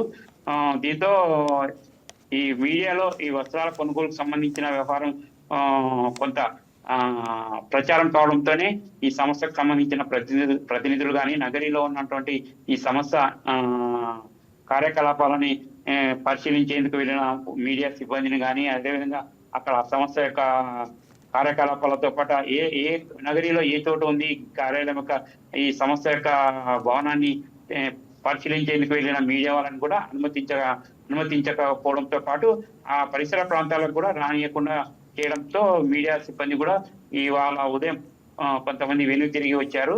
వాస్తవంగా ఈ విషయంపై వస్త్రాల కొనుగోలుపై వాస్తవాలు తేలాలంటే మాత్రం ఇటు పాలక మండలి తీసుకున్న నిర్ణయం ప్రకారం ఏసీబీ విచారణలతోనే ఈ కొనుగోలుపై వాస్తవాలు వెలుగు చూసే అవకాశాలు అయితే స్పష్టంగా కనిపిస్తున్నాయి. కానీ ఇక్కడ వచ్చినటువంటి రిపోర్ట్ కన్నా చూస్తే విఆర్ఎస్ ఎక్స్పోర్ట్స్ నగరి వారికి సంబంధించి సిస్టర్ కన్సర్న్స్ లో తిరుమల ఫ్యాబ్రిక్స్ ఒకటి ఉంది, నన్నా కాటేజెస్ ఒకటి ఉంది, అదేవిధంగా విఎం రాజా పవర్లూమ్ యూనిట్ కూడా ఉన్నట్టుగా ఇక్కడ మనకు కనపడుతుంది. దాదాపుగా 2015 నుంచి 2025 వరకు ఈ స్కామ్ నడిచినట్టుగా చెప్తున్నారు. 54,95,90,782 రూపాయల చొప్పున క్లాత్స్ మెటీరియల్ ఇప్పటివరకు పర్చేజ్ చేసినట్టుగా రికార్డ్స్ చెప్తున్నాయి. సో ఇదంతా ఇప్పటిదాకా ఇన్నేళ్ల పాటు ఈ స్కామ్ జరుగుతున్నా ఎందుకు పడలేదంటారు? దీనిలో ఎవరు జాగ్రత్తలు తీసుకున్నారంటారు? వాస్తవంగా మనము తిరుమల తిరుపతి దేవస్థానంలో కల్తీనే పరిశీలిస్తే మాత్రం ఆ ప్రొక్రూట్మెంట్ జనరల్ మేనేజర్లు అసలు బోలే బాబా డైరీకి సంబంధించి అసలు వాళ్ళు అక్కడ సిబ్బందిని పరిశీలిస్తే కేవలం 10 మంది 68 లక్షల కేజీల నెయ్యి తయారు చేసే సామర్థ్యం ఎక్కడైనా ఉందా అన్నట్టే మాత్రం పరిశీలిస్తే చాలా ఆశ్చర్యకరమైనటువంటి విషయాలు సిట్ అధికారుల విచారణలో బయటపడ్డాయి.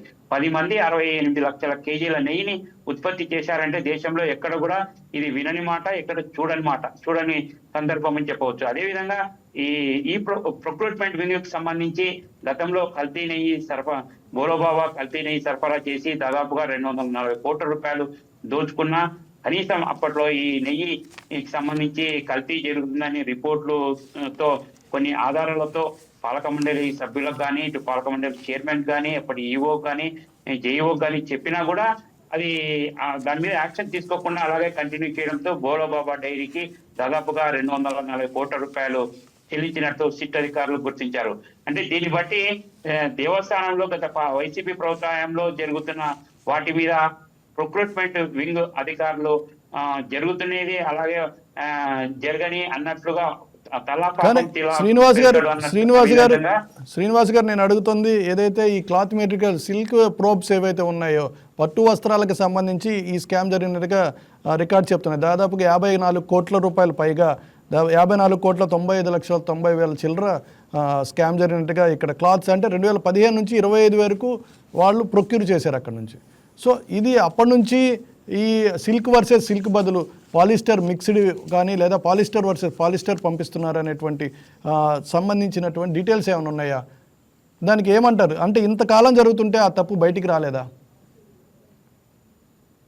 గత వైసీపీ ప్రభుత్వంలో అంటే గత 2017 నుంచి 2025 వరకు ఈ సప్లై చేసిన విఆర్ఎస్ఎస్ అనే ఒక సంస్థ సప్లై చేసిన ఈ సేవల నాణ్యతపై గత వైసీపీ ప్రభుత్వం కానీ అప్పట్లో 2017 నుంచి 2025 వరకు ఎవరు పట్టించుకోకపోవడం, తాజాగా ఈ వస్త్రంకి సంబంధించిన ఒక ఎమ్మెల్యే జ్యోతుల నెహ్రూ తానే మొదట గుర్తించానని ఇవాళ మీడియా ముందుకు వచ్చి చెప్పడం జరిగింది. అసలు వాస్తవంగా ఆ రంగనాయక మండపంలో స్వామివారి దర్శనం అనంతరం తనకిచ్చినటువంటి ఆ వస్త్రాన్ని తీసుకొని పరిశీలించగా ఈ వస్త్రం మార్కెట్ తిరుమల పరిసరాలలోనే ఎంత ధరకు లభిస్తుందని ఆయన విచారిస్తే కేవలం ఒక 400 నుంచి 500-600 రూపాయలకు లభిస్తుందని చెప్పగా దేవస్థానం అధికారులు మాత్రం 1,400 రూపాయలకు కొనుగోలు చేసినట్లు ఆయన ఆ విషయాన్ని ముందే తెలుసుకొని ఆలయ పరిసర ప్రాంతాలలో రేట్ ని అబ్జర్వ్ చేయడం జరిగింది. ఇదే విషయాన్ని పాలక మండలి దృష్టిలో కూడా జ్యోతిరాణి ఎప్పుడు చెప్పినట్టు ఇవాళ మీడియాలో ఆయన చెప్పడం జరిగింది. అంటే ఈ విషయాన్ని మొట్టమొదటిసారిగా తానే వెలుగులోకి తీసుకొచ్చానని కూడా ఇటు ఎమ్మెల్యే జ్యోతిరాణి ఎప్పుడు చెప్పడము, అదే సబ్జెక్ట్ పై ప్రస్తుత పాలక మండలి హయాంలో ఇటు ఇంకా తిరుమల తిరుపతి దేవస్థానంలో ఏ విధమైనటువంటి ఈ విభాగాలలో ఏ విధమైనటువంటి తరహాలో అక్రమాలు జరిగాయన్న దిశగా ప్రస్తుత పాలక మండలి సర్చింగ్ చేయడం జరుగుతుంది. ఇందులో భాగంగానే ఈ సేవల కొనుగోలుకు సంబంధించిన అంశం 2 నెలల క్రితమే బయటపెట్టిన అంశం మేరకే ఇప్పుడు ప్రస్తుతం ఇది విజిలెన్స్ అధికారులతో విచారణ చేశారు. ఈ విజిలెన్స్ అధికారుల విచారణలో ఇటు నాణ్యత లేకపోవడము ప్లస్ ఒక మార్కెట్ ధర కంటే ఎక్కువ కొనుగోలు చేయడం, ఈ అంశాలు విజిలెన్స్ అధికారులు కూడా నిర్ధారించడంతోనే ఇవాళ అది చర్చనీయాంశంగా దారితీసింది. ఇదే అంశాన్ని ఏసీబీ అధికారులతో విచారణకు పాలక మండలి సిఫారసు చేయడంతో ప్రభుత్వం.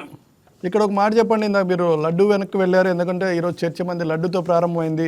దీంట్లో చాలా వరుస పెట్టి వస్తున్నటువంటి పరిస్థితి, కల్తీ నెయ్యి, అగైన్ పార్కామణి, అదేవిధంగా తాజాగా పట్టు వస్త్రాలు, ఇటీవల జీడిపప్పు, ఇలా వరుసగా వస్తున్నటువంటి పరిస్థితి. సో ఒకసారి వెనక్కి వెళ్ళి చూస్తే ల్యాబ్ ఏర్పాటుకు ఏదైతే లడ్డు క్వాలిటీ నెయ్యి క్వాలిటీ చెక్కింగ్కి సంబంధించి ల్యాబ్ ఏర్పాటుకు సెంట్రల్ గవర్నమెంట్ 75 కోట్ల రూపాయలు శాంక్షన్ చేసింది. అందులో 25 కోట్ల రూపాయలు రిలీజ్ చేయడం కూడా జరిగినట్టుగా మనకు తెలుసు. సో ఆ 25 కోట్లు కూడా వెనక్కి వెళ్ళే ఈ దేనివల్ల జరిగింది, ఎవరి అవసరం కోసం అలా జరిగింది అనొచ్చు, లేకపోతే ఎవరు దాని వెనక కారణభూతులు ఎవరు, అలా వెనక్కి వెళ్ళడం ఎంతవరకు సమంజసం అసలు?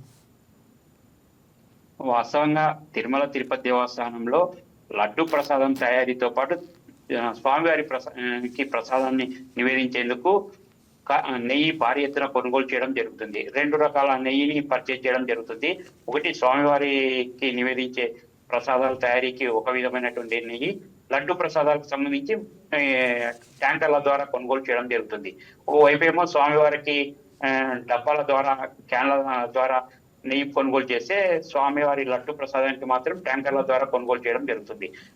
ఒక సంవత్సరానికి దాదాపుగా 68 లక్షల కేజీల నెయ్యి కొనుగోలు చేస్తుండడంతో కేంద్ర ప్రభుత్వం ఇటు లక్షలాది మంది భక్తుల మనోభావాలను దృష్టిలో పెట్టుకొని భారీ స్థాయిలో నెయ్యి కొనుగోలు చేస్తుండడంతో అక్కడ ఒక ల్యాబ్ లేకపోవడాన్ని గుర్తించి తిరుమల తిరుపతి దేవస్థానంలో ఒక పూర్తి స్థాయిలో నెయ్యి పరీక్షించేందుకు ఒక ల్యాబ్ లేకపోవడాన్ని గుర్తించి కేంద్ర ప్రభుత్వం 2023లో తిరుమల తిరుపతి దేవస్థానంలో ఒక భారీ గుజరాత్ తరహాలో ఒక ల్యాబ్ ఏర్పాటు చేయాలని నిర్ణయానికి వచ్చి దాదాపుగా 75 కోట్ల రూపాయలు మంజూరు చేసినట్టు సమాచారం.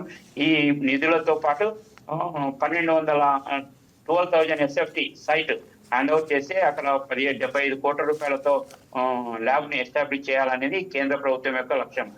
వాస్తవంగా ప్రపంచవ్యాప్తంగా తిరుమలలో శ్రీ వెంకటేశ్వర స్వామి భక్తులు రోజుకు లక్షలాది మంది దర్శిస్తుండడం, అక్కడ ల్యాబ్ లేకపోవడాన్ని గుర్తించిన కేంద్ర ప్రభుత్వం భారీ స్థాయిలో ల్యాబ్ ని ఏర్పాటు చేస్తే భవిష్యత్తులో అక్కడ సరఫరా చేసే వివిధ రకాలైనటువంటి నెయ్యితో పాటు మిగతా ఐటమ్స్ కూడా పరీక్షించేందుకు ఒక వీలవుతుందని, ఈ నెయ్యితో పాటు రోజువారీగా నిత్యాన్నదాన సత్రానికి సంబంధించిన ఐటమ్స్ కొనుగోలు కానీ, ఇటు జీడిపప్పు కానీ, ఇటు ఇతరత్ర అన్ని రకాల వస్తువులను నాణ్యత ప్రమాణాలను నిగ్గు తీర్చవచ్చునని, ఆ దిశగా తిరుమలను ఒక పవిత్రమైనటువంటి స్థానం కాబట్టి అక్కడ ఒక ల్యాబ్ ఏర్పాటు చేయాలని కేంద్ర ప్రభుత్వం నిర్ణయానికి వచ్చి నిధులు 2023లో మంజూరు చేసింది. అయితే వాస్తవంగా సిట్ అధికారుల విచారణలో ఈ అంశాలు కూడా వెలుగు చూస్తున్నట్టు తెలుస్తుంది.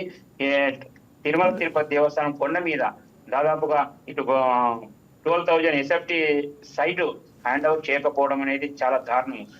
తిరుమలలో ఇటు మఠాలకు సంబంధించిన భూములు దారాదత్తం చేసిన సందర్భాలు కూడా గతంలో చూసాం. ఒకవైపు మఠాలకు గదులు నిర్మించేందుకు వాళ్ళు అద్దెకిచ్చే శారదాపీఠంకి సంబంధించినటువంటి మఠానికి సైట్ ఇచ్చినటువంటి వాళ్ళు దీనికి మాత్రం ఇవ్వడం జరగలేదు, నిరాకరించారు గట్టిగా మాట్లాడితే. ఎగ్జాక్ట్లీ అక్కడ తిరుమలలో గుజరాత్ తరహాలో ఒక ల్యాబ్ ఎస్టాబ్లిష్ చేస్తే మాత్రం ఇటు అక్కడ సిబ్బంది ఆటలు సాగవన్న ఉద్దేశంతోనే అక్కడ ల్యాబ్ ఏర్పాటు చేయడానికి సహకరించలేదనేది స్పష్టంగా బయటపడుతుంది. సో ల్యాబ్ నిర్మాణం లాబింగ్ జరిగిందంటారు? Yes, correct. ఎందుకంటే ఒక భారీ స్థాయిలో ల్యాబ్ ఎస్టాబ్లిష్ చేస్తే ప్రతి ఐటమ్, ప్రతి వస్తువు నాణ్యత ప్రమాణాలు పరీక్షించేందుకు వీలవుతుంది. అలాగా కోట్లాది రూపాయలు ఒక నెయ్యి కోసమే 1,000 కోట్ల రూపాయలు దేవస్థానం నిధులు వెచ్చిస్తున్న సమయంలో అలాంటప్పుడు నాణ్యత ప్రమాణాలతో స్వామివారికి నైవేద్యాలతో పాటు భక్తులకు నాణ్యతతో కూడిన ఆవు నెయ్యితో కూడిన ప్రసాదాన్ని తయారు చేసి ఇవ్వాలనే లక్ష్యంతోనే అప్పట్లో ఒక ల్యాబ్ ఎస్టాబ్లిష్ చేయాలనేది కేంద్ర ప్రభుత్వం మంచి నిర్ణయం తీసుకుంది. ఈ కేంద్రమే నిర్ణయం తీసుకుంది అంటే కేంద్రానికి అప్పటికే కల్తీ నెయ్యి ఏమన్నా జరుగుతుందన్నటువంటి అనుమానాలు ఉండే ఆ ల్యాబ్ తీసుకొచ్చిందా, లేకపోతే అప్పుడున్నటువంటి గవర్నమెంట్ ఏమైనా రిక్వెస్ట్ పెట్టి అదే గవర్నమెంట్లో ఉన్నటువంటి అదే సమయంలో ఉన్న టీటీ అధికారులు దాన్ని తొక్కిపెట్టారా? వాస్తవంగా తిరుమల తిరుపతి దేవస్థానం యొక్క పవిత్రత, తిరుమలకు వచ్చే రోజువారీ భక్తుల సంఖ్యను దృష్టిలో పెట్టుకొని ప్రపంచవ్యాప్తంగా వెంకటేశ్వర స్వామి యొక్క భక్తుల మనోభావాలను దృష్టిలో ఉంచుకొని అక్కడ ల్యాబ్ లేకపోవడాన్ని గుర్తించిన కేంద్ర ప్రభుత్వము ఒక ల్యాబ్ ని ఎస్టాబ్లిష్ చేయడం ద్వారా అక్కడ ఏ విధమైనటువంటి కల్తీ జరగకుండా చూడాలన్న ఉద్దేశంతోనే ఒక ల్యాబ్ ను ఏర్పాటు చేయడానికి ముందుకు వచ్చింది. వాస్తవంగా ఒక ల్యాబ్ ఏర్పాటు చేస్తే మాత్రం అక్కడ తయారు చేసే ఐటమ్స్ ఏదైనా నాణ్యత లేకపోతే మాత్రం రిజెక్ట్ చేసే అవకాశం ఉంది. అదే ల్యాబ్ ఏర్పాటు చేయకపోతే మాత్రం యథారాజా తథా ప్రజా, వాళ్ళు సప్లై చేసిందే తీసుకోవడమే తప్ప అది ఏదైనా ఎవరైనా ఇటు బయటపడితే తప్ప వెలుగులోకి రానంత వరకు అదే వస్తువులను కంటిన్యూ చేయడం అనేది ఎక్కడైనా చూస్తుంటాం. అదే ఒక ల్యాబ్ తిరుమలలో భారీ స్థాయిలో ల్యాబ్ ఏర్పాటు చేస్తే మాత్రం ఇటు ఆ కల్తీ నెయ్యి కానీ, ఇటు నెయ్యిలో కల్తీ జరగడం కానీ, నాణ్యత లేకుండా జీడిపప్పు కానీ, నాణ్యత లేని వస్తువులు కానీ సప్లై చేస్తే వాటికన్నిటికీ అడ్డుకట్టపడుతుందన్న ఉద్దేశంతోనే అప్పట్లో తిరుమలలో ల్యాబ్ ఏర్పాటుకు అధికారులు కానీ, ఇటు పాలక మండలి సభ్యులు కానీ చొరవ చూపలేకపోయారనేది ఒక చర్చ జరుగుతుంది తిరుమల. అంటే వాస్తవానికి ఇక్కడ మన విషయాన్ని గమనిస్తే వడ్డీ కాసులు వాడికి కేంద్రం డబ్బులు ఇవ్వాలా, వీళ్ళకి ఆలోచన కనుక్కున్నట్లయితే వీళ్ళు పెట్టుకోలేని పరిస్థితిలో టీటీడీ పాలక మండలి ఉందంటారా? వాస్తవంగా తిరుమల తిరుపతి దేవస్థానంలో ల్యాబ్ అంటే ఒక సంవత్సరానికి 68 లక్షల కేజీల నెయ్యిని పరిశీలించేందుకు, టెస్ట్ చేసేందుకు ల్యాబ్ అందుబాటులో లేకపోవడం అనే విషయము గతంలో బీజేపీ ప్రభుత్వం 2023లో అప్పటికే కేంద్ర ప్రభుత్వం దృష్టికి ఇటు విశ్వ హిందూ పరిషత్ కానీ, ఇటు RSS బజరంగ దళ్ ఇలాంటి హిందూ ధార్మిక సంస్థలు కేంద్ర ప్రభుత్వానికి దృష్టికి తీసుకుపోవడంతోనే కేంద్ర ప్రభుత్వం కూడా దేశంలో గుజరాత్ తరహాలో ఒక భారీ ల్యాబ్ని ఏర్పాటు చేయాలన్న బలమైన కోరికతోనే కోట్ల రూపాయల నిధులు మంజూరు చేసి 12,000 SFT సైట్ హ్యాండ్ ఓవర్ చేసి ఆ స్థలంలో మేము దాదాపుగా 75 కోట్ల రూపాయలు మంజూరు చేస్తాం. ఇందులో భాగంగా కొంత మొదటి దశగా 25 కోట్ల రూపాయలు మంజూరు నిధులు విడుదల చేసేందుకు కూడా సిద్ధమని చెప్పి కూడా మొదటి విడతలో కోట్ల రూపాయల నిధులు కూడా విడుదల చేసినట్టు సమాచారం. ఈ నిధులతో అక్కడ కనీసం 12,000 SFT సైట్ చూపకపోవడము, ఆ నిధులను వినియోగించుకునే దిశగా ల్యాబ్ ఏర్పాటు చేసే దిశగా పాలక మండలి కానీ, అటు అధికారులు కానీ చొరవ చూపకపోవడంతో ఇవాళ అక్కడ ల్యాబ్ ఏర్పాటు చేయకపోవడంతోనే కల్తీ మాఫియా ఆగడాలను కంట్రోల్ చేయలేని పరిస్థితికి దారితీసింది. ఈ విషయాన్ని కేంద్ర ప్రభుత్వం కూడా నిధులు వెనక్కి తిరిగి రావడం, అదేవిధంగా కేంద్ర ప్రభుత్వానికి తిరిగి వెళ్ళడంతోనే ఈ అంశంపై సిట్ అధికారులు కూడా పూర్తి స్థాయిలో విచారణ చేస్తే మాకు ప్రస్తుతం తిరుమలలో కల్తీ నెయ్యిపై విచారిస్తున్న సిట్ అధికారుల బృందం అసలు తిరుమలలో ల్యాబ్ ఏర్పాటుకు కేంద్ర ప్రభుత్వం ఎన్ని నిధులు ఇచ్చింది, కేంద్ర ప్రభుత్వం ఏ కండిషన్ పేరు మీద ఎంత విస్తీర్ణంలో స్థల సేకరణ రిక్వైర్మెంట్ అడిగారు, ఎన్ని నిధులు కేటాయించారు, శ్రీనివాస్ ఒక మాట చెప్పండి.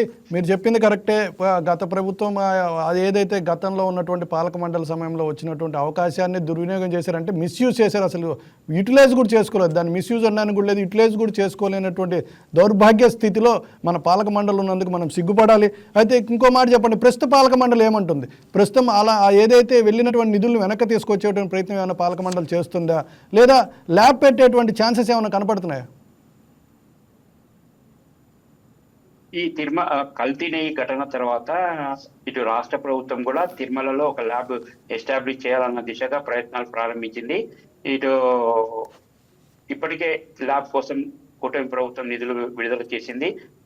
మరికొద్ది రోజుల్లో ఈ ల్యాబ్ నిర్మాణానికి పనులు జరిగే అవకాశాలు అయితే స్పష్టంగా కనిపిస్తున్నాయి. వాస్తవంగా గత కేంద్ర ప్రభుత్వం ఇచ్చిన నిధులు వినియోగించుకోకపోవడం, కల్తీ నెయ్యి వ్యవహారం బయటికి వెలుగు చూడడం, ఈ పరిమాణాల దృష్ట్యా కూటమి ప్రభుత్వం తిరుమలలో ఒక ల్యాబ్ ఎస్టాబ్లిష్ చేయాలన్న నిర్ణయానికి వచ్చి అక్కడ ల్యాబ్ ఏర్పాటుకు ముందుకొచ్చింది. ఇందుకోసం నిధులు కూడా కేటాయించడం జరిగింది.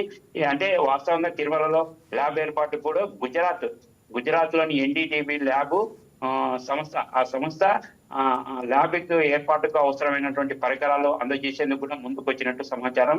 మీరు ల్యాబ్ ఏర్పాటు చేసి అందుకు అవసరమైనటువంటి ఎక్విప్మెంట్ అంతా మేము దేవస్థానానికి ఉచితంగా అందజేయడానికి సిద్ధమని కూడా ప్రకటించడంతో కూటమి ప్రభుత్వం తిరుమలలో ఒక భారీ స్థాయిలో ల్యాబ్ ఏర్పాటు చేయడానికి ప్రయత్నాలు ప్రారంభించింది. Right thank you Srinivas, thanks for joining us. Thank you. నమ్మినోళ్లే దేవుడి సొమ్ముకు కక్కుర్తిపడి అందిన కాడికి దోచుకుంటున్నారు. సో ఇప్పుడు ఆయనే దేవుడో మహాప్రభో నన్ను కాపాడండి అనేటువంటి దుస్థితిలో తిరుమలని మనం చూసుకోవడం నిజంగా సిగ్గుచేటు. ఇప్పటికైనా ప్రభుత్వాలు అదేవిధంగా పాలక మండలు ఈ విషయంపై సీరియస్గా దృష్టి పెట్టి ఇలాంటి స్కాములు, ఇలాంటి స్కీములు లేకుండా స్వామివారి పవిత్రతని భంగం కలిగించకుండా జాగ్రత్తగా చూసుకుంటారని ఆశిద్దాం. Thank you. Watch YK TV.